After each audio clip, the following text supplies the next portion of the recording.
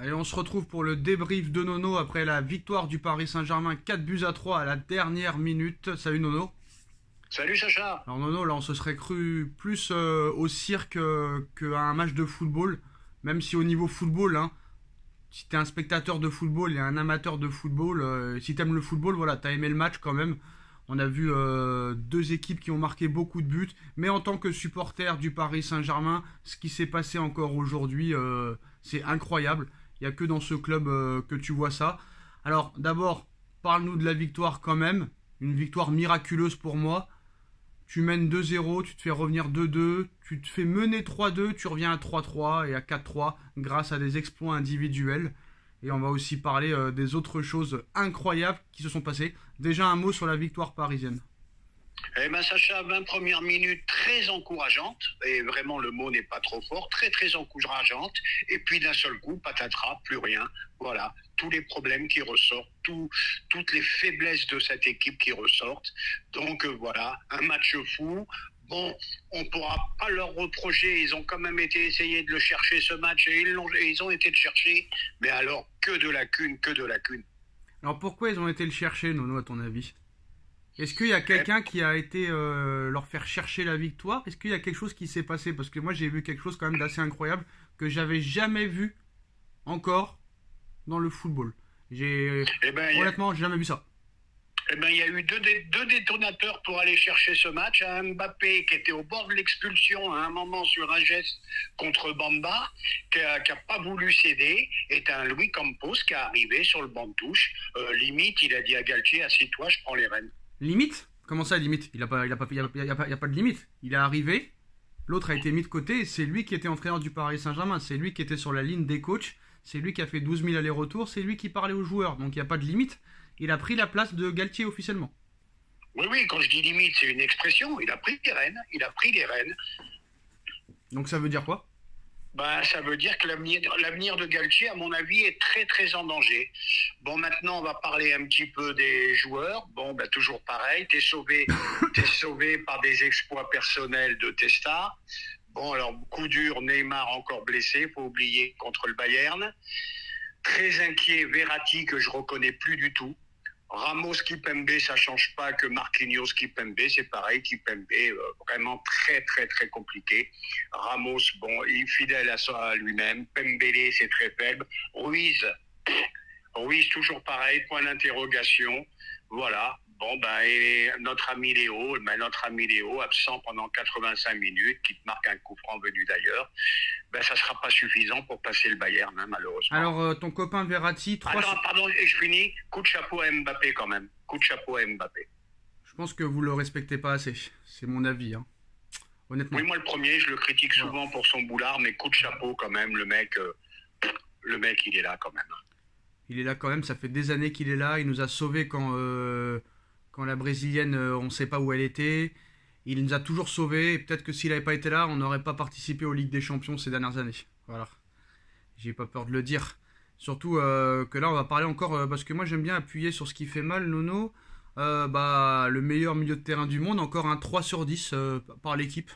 Donc pas mal, hein. De mieux en mieux. Sur tous les sites, je vais peut-être te dire quelque chose de grave. Je pense que Verratti, c'est fini. Malheureusement, il a prolongé 2 ou 3 ans, je ne sais pas combien. Voilà, donc très très bon, hein, parce qu'on critique les Ruiz, on critique les Vitinha, mais aujourd'hui le pire milieu de terrain c'est Verratti, hein, j'ai pas peur de le dire. Hein. Oui, de toute façon, Verratti ou pas Verratti, les trois, tu peux les jeter. Tu as un milieu de terrain limite niveau milieu de Ligue 1. Tu peux pas exister en Ligue des Champions avec ça, c'est impossible. Bon, Pembele, pareil, moi je veux bien, c'est un titi, tout ce qu'on veut, mais c'est faible. Kipembe, le retour de Kipembe, putain, il manquait vraiment de repères aujourd'hui, hein. Première intervention complètement manquée, compliqué, c'est très compliqué, et il va falloir repartir d'une feuille blanche. Hein. Par contre, il y a une autre douille, mais ça c'est dans d'autres circonstances. C'est pas une douille footballistique, c'est une douille médicale. Comme je l'avais annoncé il y a quelques mois, et ça se confirme encore, hein, Nuno Mendes, c'est une douille médicale. Hein. Je t'annonce que toute sa carrière, il sera blessé. C'est d'une fragilité absolue. Alors c'est peut-être le meilleur à son poste, il va à 300 à l'heure, mais le gars se blesse toutes les 2 semaines en moyenne. Et ça va être toute sa carrière, je le sais. Ah bah ça c'est très très embêtant, très embêtant, un joueur que j'aime beaucoup. Et malheureusement, je dois te donner raison, souvent blessé. Et ça va continuer, parce que ça se voit, il est d'une fragilité très grande. Alors, bon, bah, 3 buts encore pris aujourd'hui. Il y a tout le monde qui dit que tu vas faire l'exploit au Bayern, parce qu'il y a le Bayern qui a perdu hier. Comme j'ai expliqué dans mon débrief, le Bayern, tous les ans, ils perdent contre le Borussia Mönchengladbach. Peu importe l'équipe, peu importe l'entraîneur, c'est leur bête noire. Ça fait des années que ça dure. Donc pour moi, ça n'a aucun intérêt de tenir ça, de retenir ça. Et moi, honnêtement, bah, je pense que tu vas perdre la semaine prochaine contre Marseille encore une fois, et que tu vas perdre contre le Bayern, quoi qu'il arrive. Parce que quand t'as pas de collectif, tu peux pas espérer grand-chose. Quand t'as pas de défense, tu peux pas espérer grand-chose. Et en plus, quand t'as des blessés, bah, c'est mort. Même s'il y a un joueur exceptionnel dans l'équipe, il pourra pas tout sauver, c'est pas possible. En plus, eux, ils vont avoir des retours aussi. Et bah moi, je voudrais qu'on parle aussi de l'information de Talaron sur Canal+, en fin de match, Nono, comme quoi Tourelle de retour au PSG, c'est de plus en plus sérieux. Donc là, on passe vraiment au niveau du cirque, au niveau des parcs d'attractions, incroyable quand même. Là, c'est un truc de fou. Ah ben là, ça serait les Tuileries, ça serait la foire du trône. Ah non, mais ne meurs pas, Nono, ne meurs pas. On revient jamais dans son ancienne maison. Ne meurs pas, Nono, ne meurs pas, pas encore. C'est pas l'heure. C'est inimaginable. C'est pas l'heure, Nono, c'est pas l'heure. Ta voix m'inquiète. Ta voix m'inquiète, Nono, ta voix m'inquiète. Non, ne t'inquiète pas, parce que je suis désespéré avec ce club. J'étais en train de regarder en même temps que le débrief, je vois les notes. Ruiz 3, Verratti 3, Vitinha 3. Comment tu veux exister? Non, Verratti, Vitinha, il a eu 4,5 et Ruiz, il a eu 4,5. Ah, moi, je suis sur un autre site alors. Bon, enfin bref, 3 ou 4, comment tu veux exister? Pas de défense, pas de milieu. Qu'on arrête de me parler d'entraîneur, tout a été raté du début à la fin dans ce mercato, point final. Et puis moi je veux bien qu'on enfonce Léo, je veux bien, mais je vais quand même dire deux mots. Il joue avec des baltringues. Il a raison, Michael Madar, il a raison. Il le défend, mais il joue avec des baltringues. Il est passé de Fabian Ruiz à Busquets. C'est sûr que c'est pas la même, hein. Il leur faut des joueurs quand même pour jouer. Tout seul, tu peux rien faire, hein.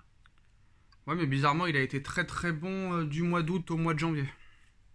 Bon, ça c'est un autre problème. Ça, je reconnais. Oui. Mais même pendant la Coupe du Monde, quand tu vois le milieu de l'Argentine, c'est plus la même. Il a 36 ans, faut pas l'oublier. Il a plus ses jambes de 20 ans. 35. Donc 35. si tu l'aides tout 35, si tu l'aides pas un peu, c'est mort. Bon, il joue avec des baltringues. On va parler des problèmes internes parce qu'il paraît qu'il y en a beaucoup. Apparemment, Marquinhos et Kipembe, c'est le clash. Marquinhos n'a pas du tout aimé que Kipembe aille voir les supporters. Neymar et Campos, c'est le gros clash aussi. Neymar n'a pas apprécié que Campos ait voulu se débarrasser de lui. Le Qatar a officiellement transmis une offre de rachat pour Manchester United pour 100% du club. Hein, donc l'objectif et de racheter Manchester United le plus vite possible et d'atteindre l'excellence avec Manchester United. Donc ça veut dire mettre le PSG de côté. Il y a des contacts avec Thomas Tuchel. Voilà, qu'est-ce que tu penses de tout ça? Parce que c'est incroyable. On n'en a pas parlé cette semaine. On n'en a pas parlé parce qu'on n'a pas fait de vidéo. Mais c'est le bordel de partout. Maintenant, il faut attendre voir s'ils vont réussir à gagner les enchères pour Manchester United parce qu'il y a l'homme le plus riche d'Angleterre qui est quand même sur les rangs. Ineos, donc celui-là, il faudra faire attention, ça sera soit lui, soit le Qatar. Mais il y a un moment, moi je vais te poser une question à toi, Sacha, parce que je sais que tu es un peu au courant de tout ça. Qu'est-ce qu'on fait de ces joueurs prolongés qui mettent plus un pied devant l'autre? Qu'est-ce qu'on va faire pour la suite? Qu'est-ce qu'on va faire? Tu vas les reprêter et... Non mais Verratti, tu vas le prêter? La question c'était pas ça, c'était qu'est-ce que tu vas faire de tous ces joueurs prêtés? Verratti, il n'est pas prêté. Prolongé, pardon, excuse-moi. Qu'est-ce que tu vas faire de Verratti? Qu'est-ce que tu vas faire de Kipembe? Qu'est-ce que tu vas faire de tout le reste? Qu'est-ce qu'on devient l'année prochaine? On fait quoi? Tu continueras comme d'habitude. On a 45 joueurs, alors on aura 45 joueurs la saison prochaine. C'est ça. D'accord. C'est ça. Qu'est-ce que tu penses, toi, de l'attitude de Campos? Est-ce qu'il a bien fait de faire ce qu'il a fait ou c'est une honte? J'ai lu, je me rappelle plus sur quel site, j'ai lu que ça commençait à frictionner entre Campos et Galtier. Donc ça a l'air de se vérifier là. Mais là, il a dû voir que Galtier était complètement perturbé. Là, Donc pour toi, c'est bien qu'il ait pris qu'il l'initiative. n'avait plus aucune main, plus la main du tout ni sur le vestiaire, ni. Alors pour toi, c'est bien qu'il ait pris l'initiative de descendre, prendre les choses en main, ou c'est une honte? Oh ben, c'est pas une honte pour moi, parce qu'il y a un moment, il faut bouger, hein, il faut bouger. Voilà, de toute façon, là, ils se sauvent le cul parce que ils arrivent à gagner 4-3. Mais là, tu perdais aujourd'hui, bah, t'avais la révolution, hein. Alors, Là, Galtier sautait ce soir, hein, je te l'annonce. entorse de la cheville pour Neymar, annonce Galtier. La gravité, on ne sait pas, il passe des examens, donc c'est mort pour le Bayern, terminé. Peut-être même saison terminée. Bah voilà, hein, même on a vu Mbappé hein, sur le 3e but lillois, ça se voit qu'il en a ras le cul, donc ça se trouve c'est les derniers mois d'Mbappé. Hein. Ben là voilà, bravo Sacha, c'est là que je voulais en venir. Je pense que pour profiter des derniers moments d'Mbappé au PSG. De toute façon, je pense que le là, PSG n'aura pas le choix. Le PSG n'aura pas le choix que de le vendre. Pourquoi? Parce que Neymar, même s'ils veulent le dégager, il n'y a personne qui en voudra, et encore moins blessé, ça c'est sûr et certain. Donc je pense qu'il va rester à Paris. Messi, même s'il prolonge pas, Paris aura besoin d'argent quoi qu'il arrive. Donc si le Real arrive avec une offre de 180 ou 200 millions, je pense que Paris n'aura pas d'autre choix que de l'accepter. Ah bah oui, tu l'as vu, là, rien que dans son attitude, tu l'as vu quand les Lillois ont égalisé ou quand ils ont mené, là tu vois que le mec il est à bout, il en a plein le cul, il a même failli avoir un carton rouge sur sa faute sur Bemba, tu vois que le mec il doit en avoir plein le cul. Bon moi je le critique sur son boulard, sur son machin, mais c'est peut-être lui qui a raison, il y a un moment faut bien dormir, faut bien manger, et voilà, avoir une vie équilibrée de sportif professionnel. Voilà, point final. Surtout le mercato que tu lui as promis l'été dernier, et cet hiver t'as rien fait, ça envoie un message très négatif. Donc t'es passé de Tchouaméni, mon ami de Lens et le reste, t'es passé de ça à Vitinha, Ruiz et Solaire. Donc c'est sûr ton ami de Lens c'est Seko Fofana, c'est pas compliqué. Hein. Seko Fofana. Bon après, depuis que Lens a battu le PSG, Lens ne met plus un pied devant l'autre, hein, ça faut le dire aussi. Hein. J'ai pas peur de le dire. Mais de toute façon, moi, tout le monde dit, moi je le dis, c'est un championnat qui est très faible. Voilà, Marseille peut être battu à Toulouse aujourd'hui. Voilà, c'est la chance du PSG que c'est un championnat que tout le monde bat tout le monde. Voilà. Ah non, pour moi, c'est pas vraiment un championnat qui bat tout le monde, c'est surtout dans l'Angleterre. Quand tu vois que Manchester City se balade à Arsenal et que City fait match nul à Southampton ou je sais pas où hier, c'est quand même plus l'Angleterre que ça se passe comme ça. Parce que tu vois quand même Monaco ils gagnent toutes les semaines, tu vois Marseille ils gagnent toutes les semaines, Paris malgré leurs problèmes là ils gagnent presque toutes les semaines, donc non, c'est pas un championnat où tout le monde peut battre tout le monde. Le championnat anglais oui c'est un championnat où tout le monde peut battre tout le monde, mais pas là, pas là. Et t'as vu Chelsea dans quel état ils sont? Hier Chelsea qui perd... Combien de transferts? 400 millions cet hiver. Chelsea qui perd Chelsea qui n'a pas gagné un match hein, depuis la reprise. Mais ils ont pris une truffe comme entraîneur. Eux aussi, voilà, le même problème que Paris. Il faut pas laisser les clubs à des gens qui connaissent rien au ballon. C'est tout. Voilà, l'entraîneur, l'entraîneur, il n'y a pas que l'entraîneur, il y a tellement de joueurs dans cette équipe que le mec, c'est jamais la même composition. Donc même, bref, on va pas parler de ça aujourd'hui. Voilà, s'il y a des nouvelles, on reviendra vers vous, les postos.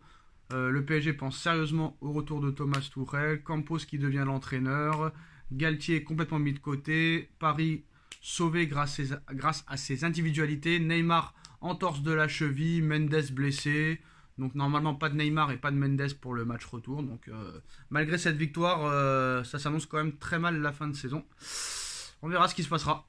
Merci Nono d'avoir été là, et on se retrouve très vite pour une nouvelle vidéo. Tchuss. Merci Sacha.